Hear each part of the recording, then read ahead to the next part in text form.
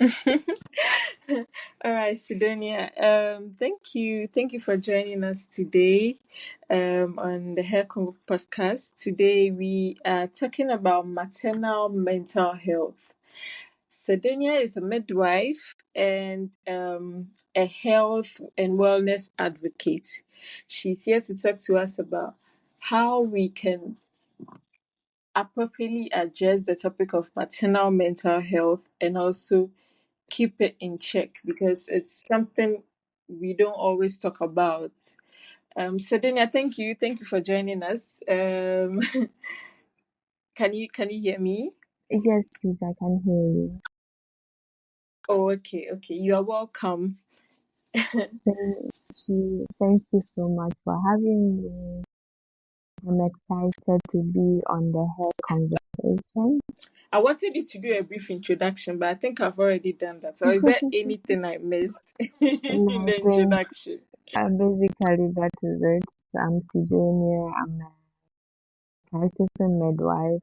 I'm currently a Mm, midwifery officer. I'm into both um, mm, private and public practice, and I'm also passionate about women health in general, like you mentioned. I do advocate mm. for mothers and babies, and yeah, basically, I think that is it. Oh, okay. All right. Thank you. Thank Yeah. you. So getting into the conversation, today's topic, maternal mental health is something that Mhm. society doesn't talk about mostly.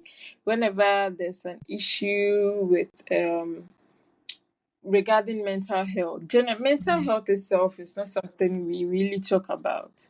Mhm. So I want you to just address this from your perspective. Do you think society should embrace these conversations around maternal mental health? Exactly, like you rightly said, it is one important topic that everybody tends to shy away from for Mm, reasons best known to society, like you mentioned. And I would like to mm, encourage mm, society, families, friends to talk about it because it's not just um one person, or you can't point that this person can have it or experience it. It could be you and I. mm, Nobody can predict. So we mm, should be more open.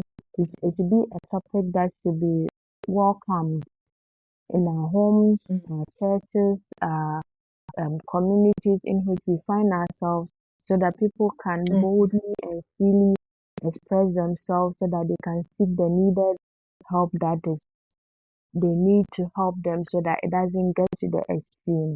Because a lot of people tend to shy mm, away because of the stigma that society will attach to them. Even families and mhm, friends will tend to call them names, say a whole lot of things, then they rather tend to mm, shield away from it. And before you realize, it's gotten to a stage where little or nothing at all can be done about it, which I mean, we mm, shouldn't wait till we get to that stage. Yeah. mm. Talking about the stigma, there are lots of misconceptions surrounding maternal mental health, especially postpartum mental health. Yeah. Can you help us address some of these challenges and misconceptions?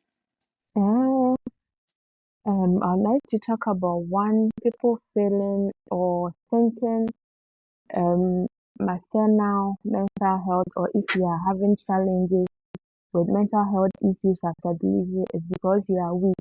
That is not the case. Mm, Like I mentioned mm, earlier, it could happen to anybody. It's not mm, because the person is weak or the person doesn't have the willpower to fight it. The willpower may be there, mm, but there are so many factors that come into play that may lead an individual into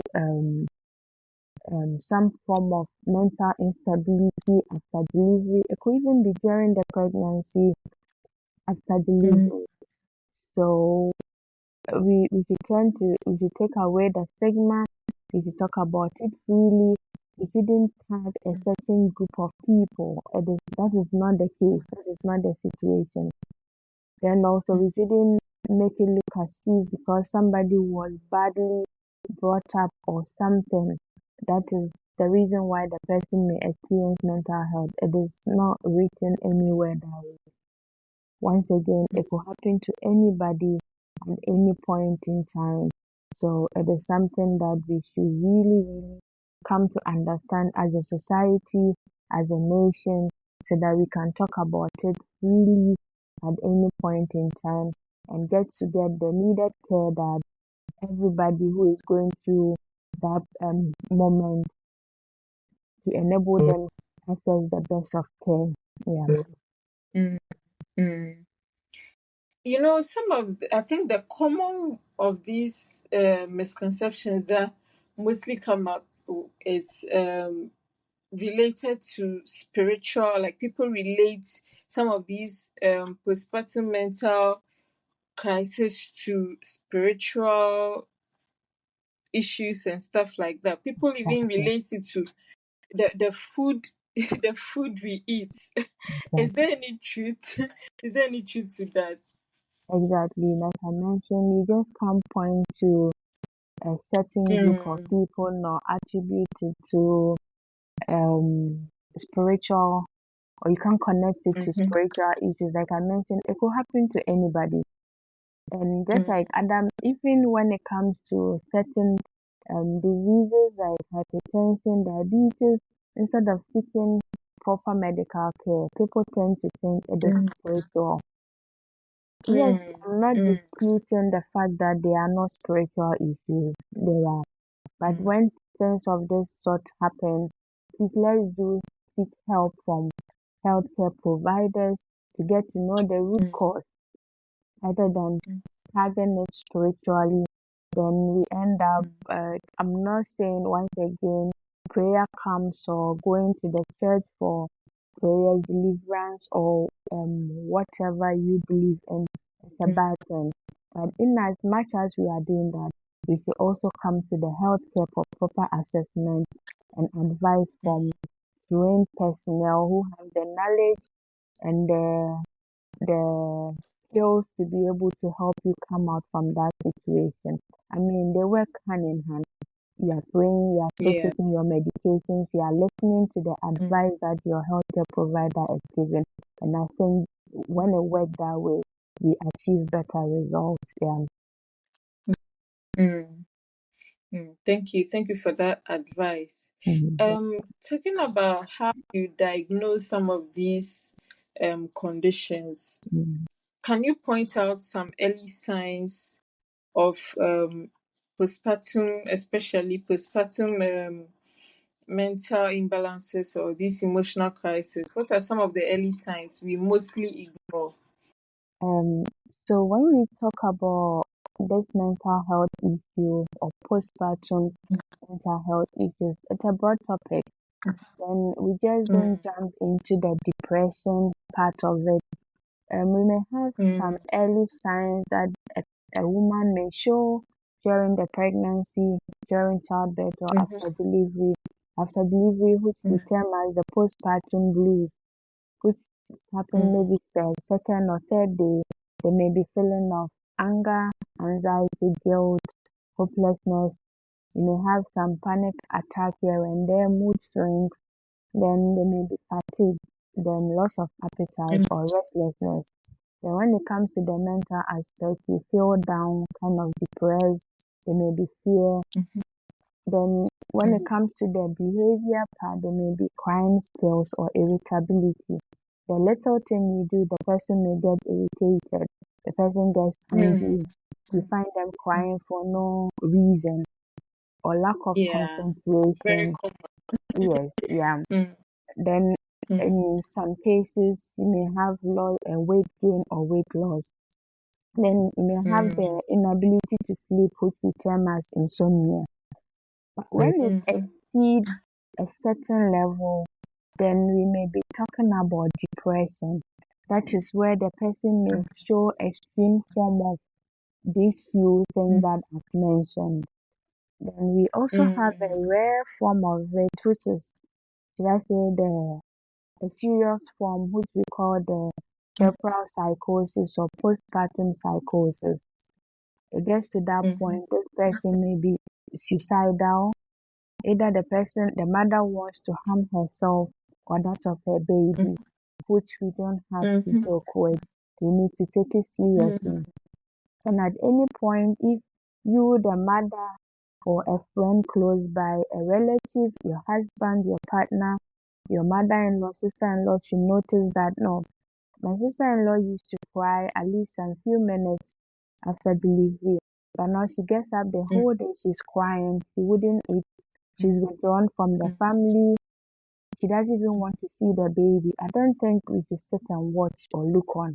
We should report to Mhm. the healthcare facility as early as possible so that help can be given to help save the situation before it gets out of hand. Yeah.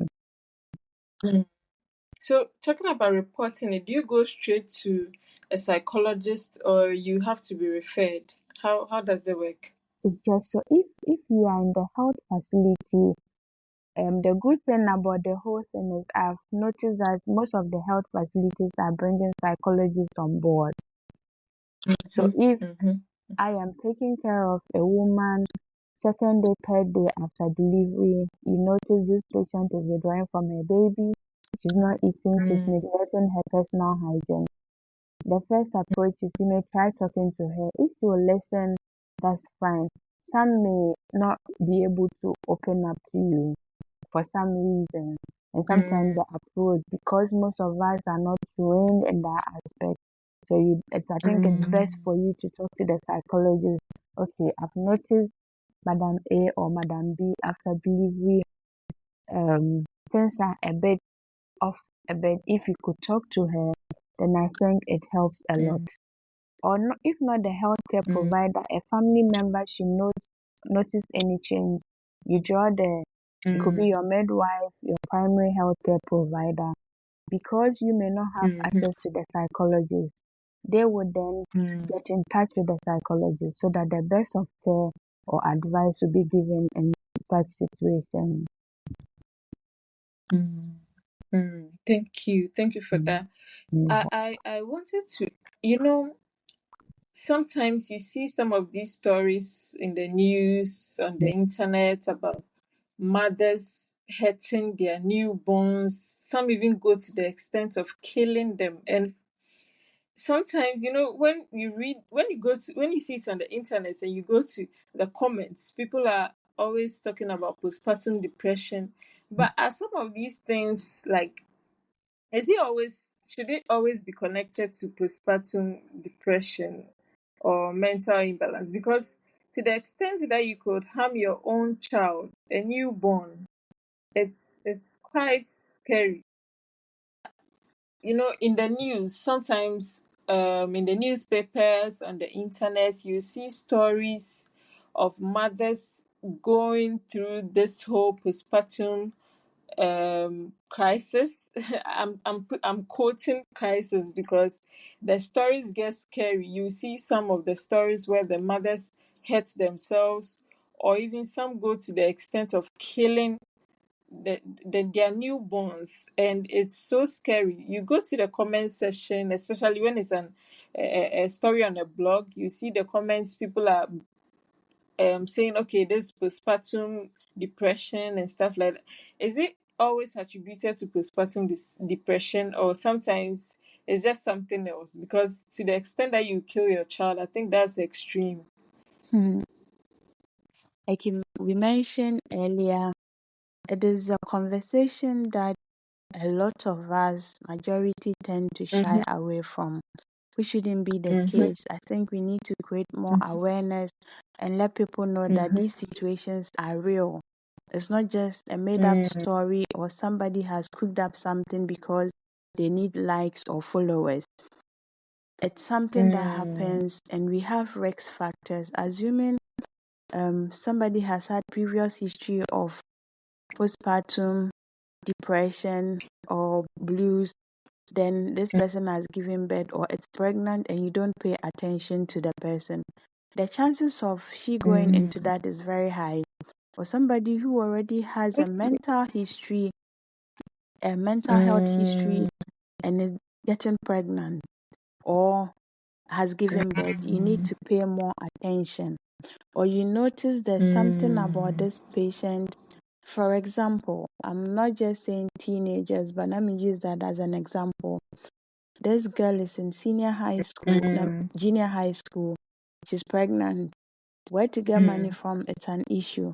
The person who impregnated her is also of the same age. Both are not working. Parents are agitated. There's so much backlash from both families. Your friends will mock you. Society. Exactly. Society will criticize you, even to the extent of extending it to your family. So psychologically, this Yeah. person is not stable in the first place. The person also comes to the health facility. We stigmatize them. We give them all sort of names. They deliver. We pass certain comments. This person is being put at the risk of experiencing what we are talking about and trying to prevent. So we look out for all these things and have in mind that, just like I mentioned, it's not just one factor. So many factors may lead to that. We even have people, they may be too much, they were overjoyed expecting the pregnancy, but now the pregnancy is here. Baby has been delivered. She was not expecting that aspect of changes that taking care of a newborn comes with. Now your eating pattern as a mother, sleeping pattern, dressing, your body, a lot of things has changed. You were size 8 after delivery, boom, size 14. You can imagine what a person is going through. And this Yeah. person works in a Yeah. corporate institution where she's expected to look good. So she's thinking about how to share that weight off. She's not getting the help. Get back in space. Definitely, it's going to lead this person into some form of depression.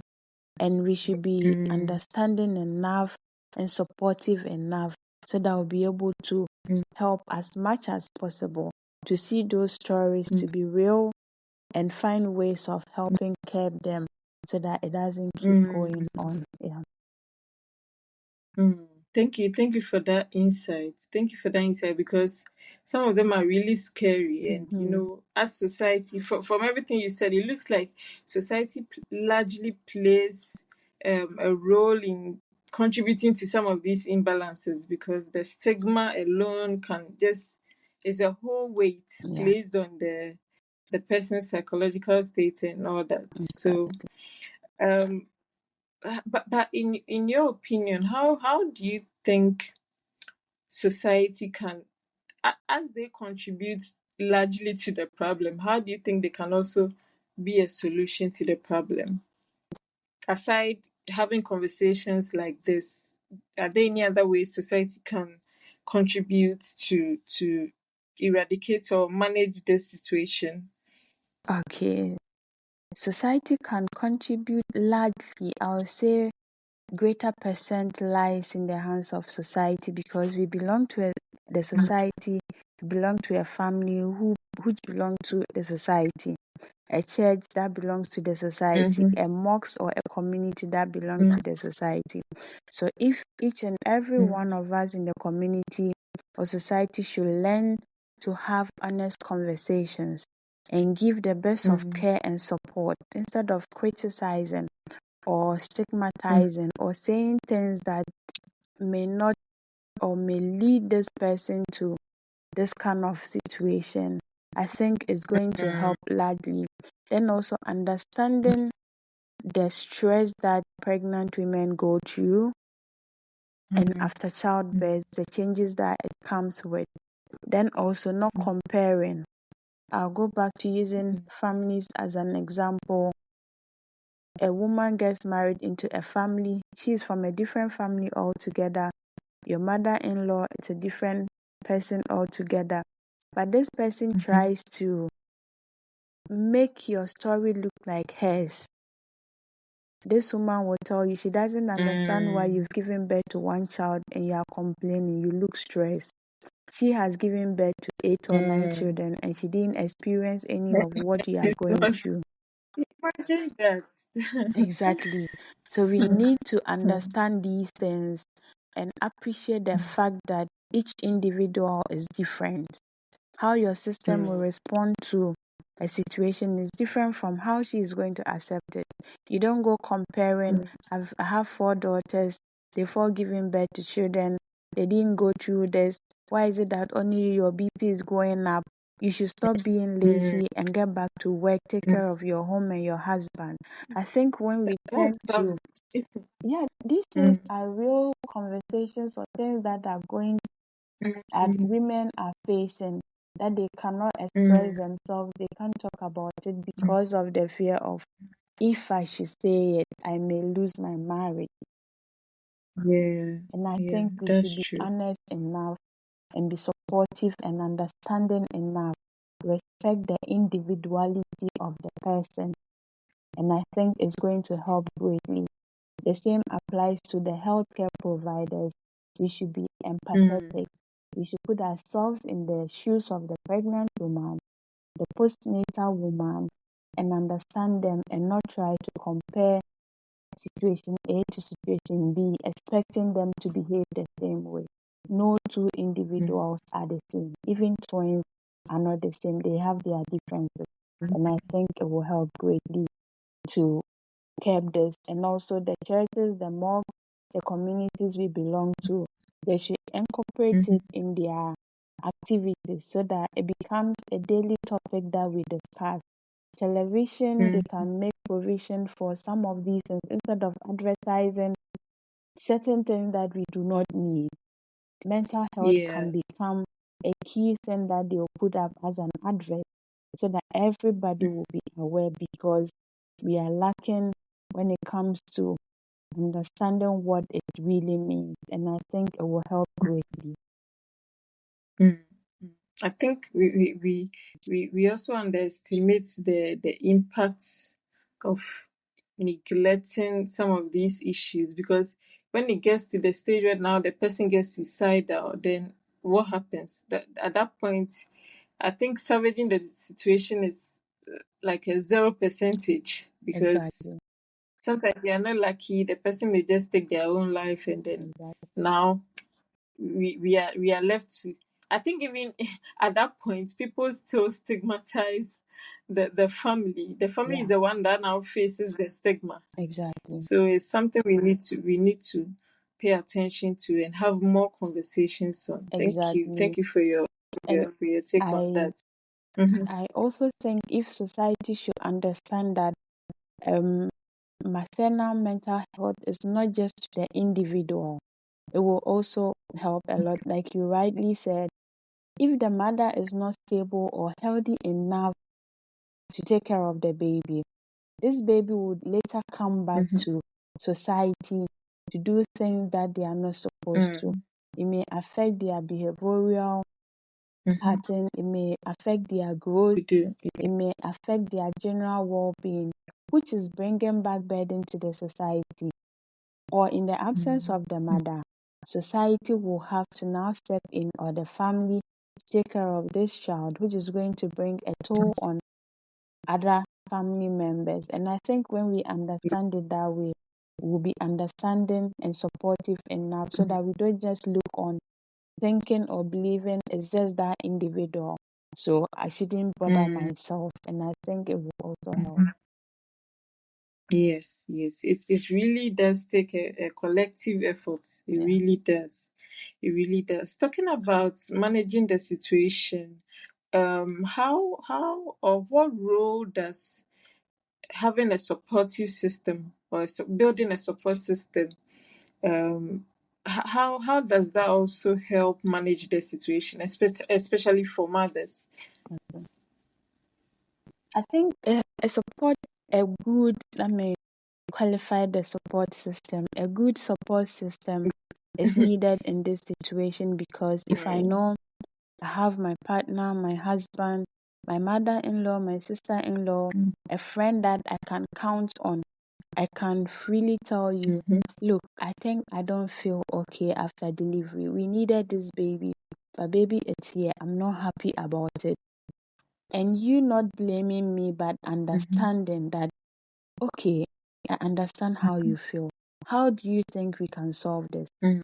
Than trying to make the person feel bad. which will worsen the situation.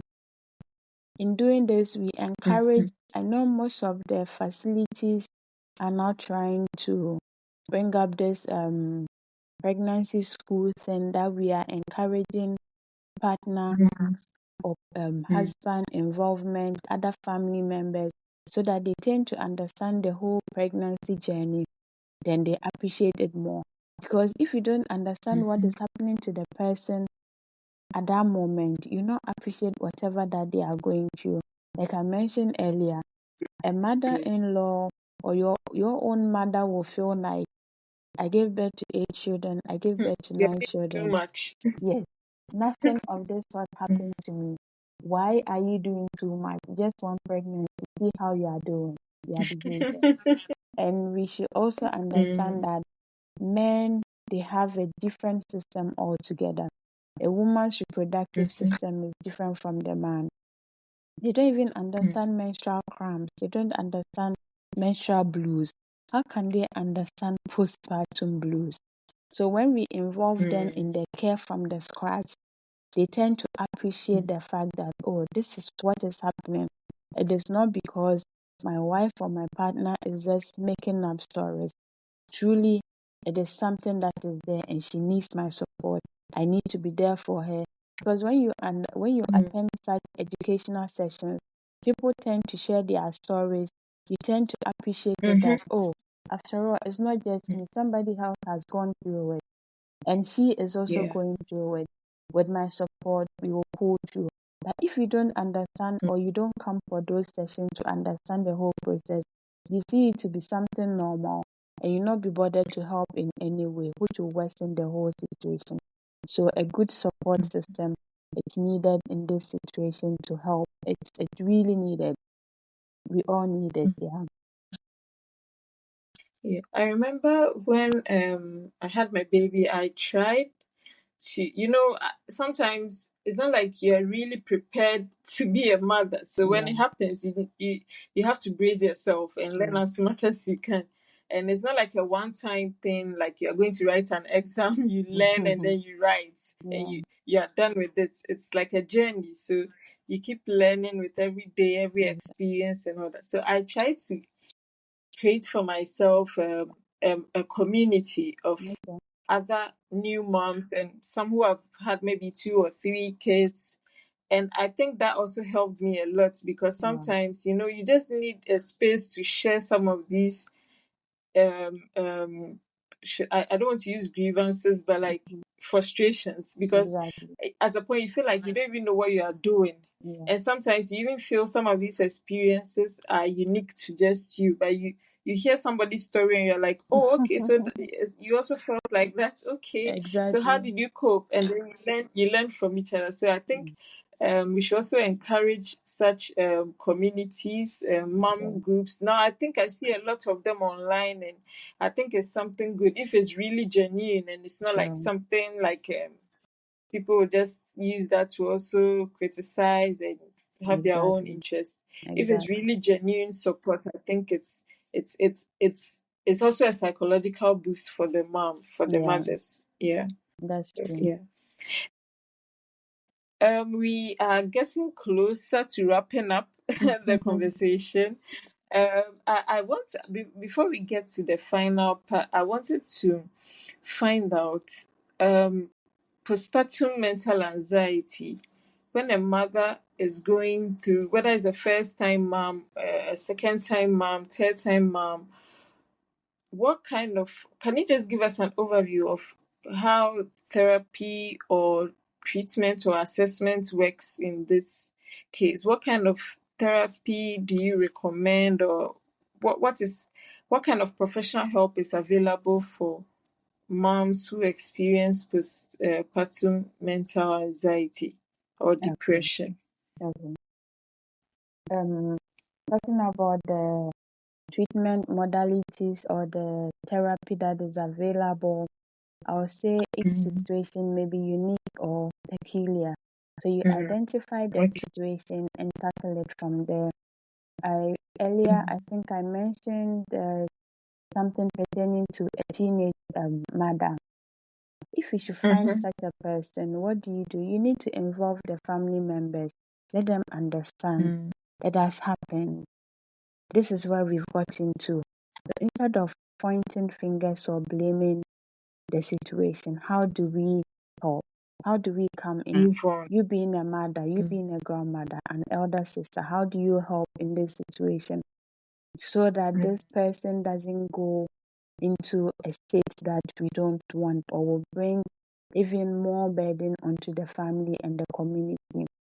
Then also, Mm. when you come to the facility, we have the talks, you have the healthcare provider engage you and get to understand you.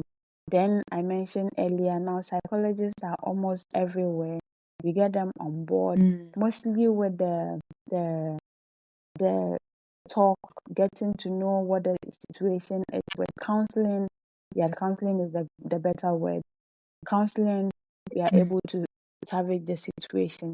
But in rare Mm. situations, you may have to be referred to the mental health department where medication and other measures will have to be put in place. That is in extreme situations. But if we don't get to the extreme with counseling and family involvement, getting the best of care and support, most mothers get out of it and they continue their Mm. normal daily activities without any form of stress. Mm. Mm. Yeah. When I asked this question, I just something just came to mind, especially you see mothers who have maybe had some miscarriages Okay. or have lost their children, like Yeah. maybe they have the baby and then lost it. Yeah. Such mothers, such situations are quite sensitive. So Yeah. I'm sure there's some kind of a specialized therapy or Exactly. treatment for Yeah. such cases, Yeah. right? Mm. Um, Okay. it's good you brought that up. In such situations, we are all human. We understand, and the work we do, empathy is the word that we work with. So you try and put yourself in the Mm. person's shoe. Such mothers, assuming somebody has lost the pregnancy, she comes to the postnatal clinic. The fact that she has lost the baby doesn't mean she's no longer a postpartum mother. Yeah. So definitely Mm. care from there. When they come, we have special way of attending to them by not making them Mm-hmm. sit with mothers who already have their children, knowing very well that if this patient is seated by a mother Mm. breastfeeding, in her mind, she'll be going through a The lot. whole grief will come back. Exactly. Mm. So we have a way of taking care of them, not making them mingle with the other mothers. Somebody who has had recurrent miscarriages, we have a way of handling them. And now, like I mentioned earlier, we have the psychologist, the Mm. most of the hospitals I work in, we have psychologists that do come in to help in such Mm. situations. Even those who lose the Mm. babies, before they go home, they are given that kind of counseling, that kind of guidance, that kind of encouragement, and get the family members to support. And most of them come back, they look even way better, ready for the next step, ready to try again. And it's always Mm. a joy to see them in that mood, willing to try Yeah. again, not looking depressed, not looking down. And I think it's helping. From what I have seen, it is helping. If other health facilities are not doing it, I just use this medium to encourage that it should be something that we should practice. It helps a lot.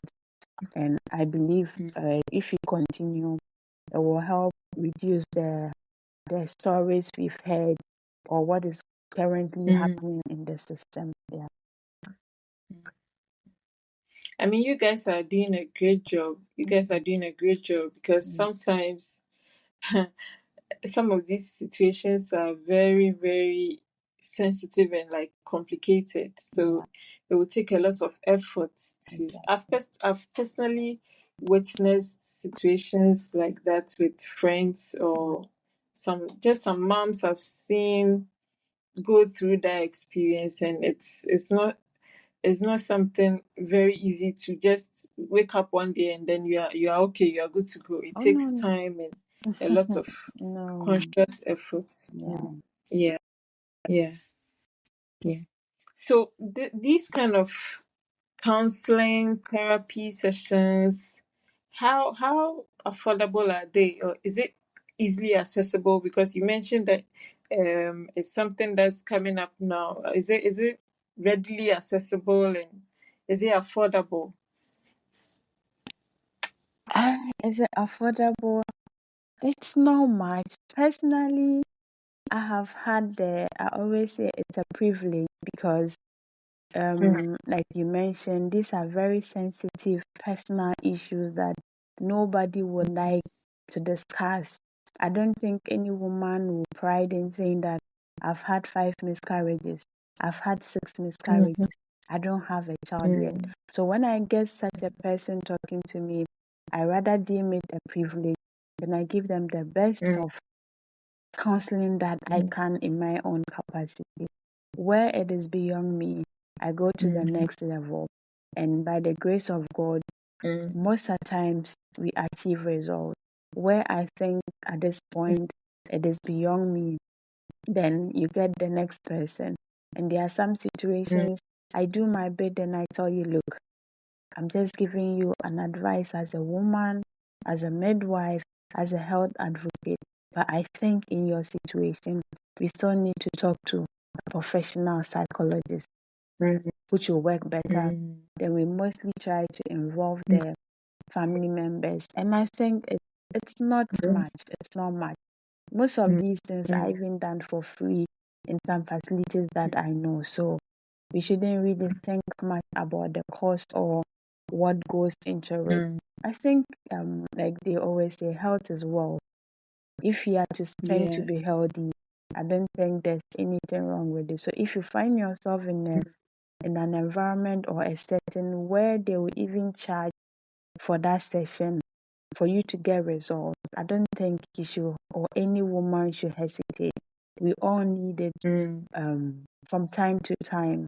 We need it because women, we go through a lot. We appreciate ourselves, yeah. we love ourselves, we are enough, and we should keep loving ourselves and doing what is best for us so that we can take care of the families that we so much pray and crave for. That is what I can Mm. say. Thank you. Thank you for that input. Thank you. So, finally, before you give us your final words, okay, what word of advice do you have for new moms? Word of advice for new moms, like I always say, do you, do you, do you. Do not compare yourself to another person. We are all different people. We are unique in a special way. My strength may be your weakness may be my strength. So we should avoid the habit of comparison. Do what is best for you. Seek help when you need help. Speak out when you need to speak out. Ask for help. It is very, very necessary. I always tell first time mothers that the moment the baby arrives, your entire life changes. How you sleep, how you eat, what you even wear is going to change for a period of time. So accept yourself, do what you think is best for you, what makes you comfortable. At the end of the day, society will always be society. If we are too happy, they will talk about it. If we are sad, they will talk about it. So why not maintain a balance? That is my word to new mothers in this topic or this conversation.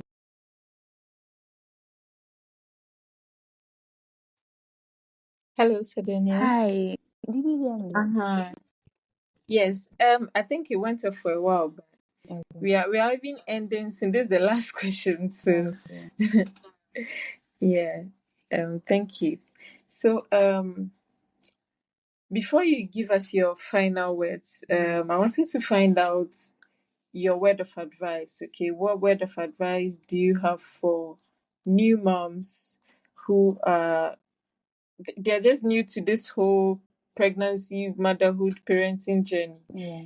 what word of advice do you have for them with regards to taking care of their mental health? And Mother's Day is just around the corner, so this one is a special bonus for mothers. Hi, new mommies. Like I always say, do you, do you, do you, do you.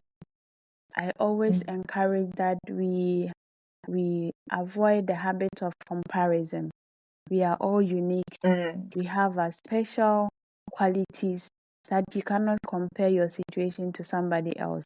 So do what you think is mm, best for you. What works for you may not work for another. What works for the other person mm, may not work for you. So why not stick to your method and seek for help when you need it? Ask for help when you need it. mm, Speak up when you have to speak up mhm, so that it will keep you in a place where mm, you have your peace. Your sanity should always come first. You need to get the strength, you need to mm, have the energy to be able to take care of the newborn, the baby that you are nursing, the baby that you are nurturing. mhm, In your absence, nobody can take care of your mm, child better than you would, whether you have the money or not. So let's be strong for ourselves so that we can take care of our babies. Like I always say, giving birth is just like having a company without a secretary, a CEO, a financial, um, whatever. You are your CEO, mm, you are mm, your secretary, you are mm, your dispatch mhm. rider, name it, all the branches in the Everything. hospital, in your office. When Mm, everybody is asleep, you are awake. mm, When they are awake, you may have a little time to sleep. So you should understand the situation mm. and always have in mind that society will always be society. When we are too happy, society will question why we are Yeah. too happy. When we are sad, society will question why Yes. we are sad. So why don't we find a balance and stay Mm, that way and do what is yeah. best for us and let society be society. That's my word to new moms. Mm. Thank you. Society will always be society indeed. Please, Cedonia, thank you so much for spending time with us today. Before you share your social media handles, do you have any final words, anything you want to say, and maybe some special Mother's Day wishes? Mhm. I would like to say happy Mother's Day to all our expectant mothers, those who are already mothers, mother of one, mother of two, three, four, five, and counting. Mm. We are all amazing. Let's keep being the best that Yeah. we can. Do what you think is best for you and what works for you. And at the end of it all, we want our sanity. So our mental health should be a priority so that we can take care of the children that we so much pray for and we have it now or they are on their way coming.